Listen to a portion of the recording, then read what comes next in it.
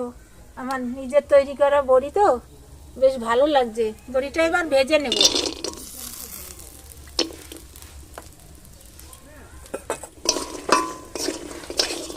বড়িটা এবার লাল লাল করে ভেজে নেব।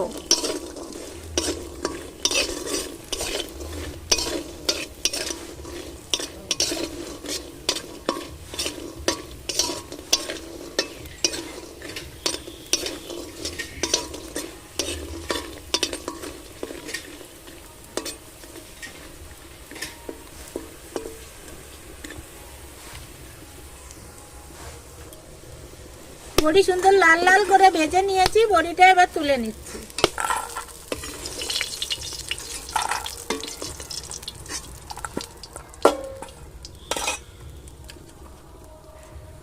কড়াইতে আমি জিরে দিয়ে দিচ্ছি ফোড়ন। এবার আলুটাও দিয়ে দিচ্ছি। আলুটা একটু সুন্দর করে ভেজে নেব।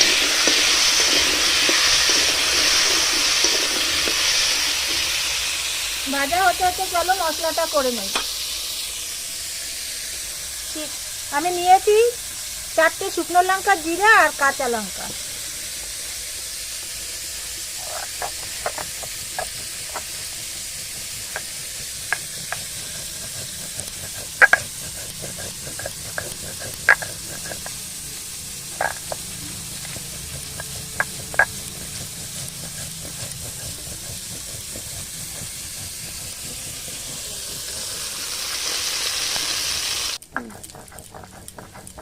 বন্ধুরা, মশলাটা আমার বাটা হয়ে গেছে।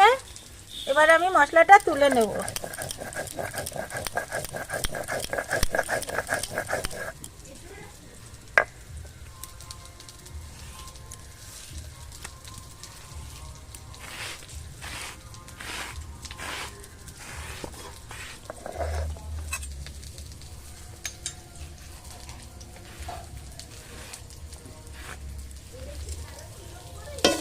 আলুটা সুন্দর ভাজা হয়ে গেছে, মশলাটা আমি দিয়ে দিচ্ছি। মশলাটা দিয়ে আমি বেশিক্ষণ কষাবো না, মাছের ঝোল হবে তো, আমি এখনই জল দিয়ে দেবো।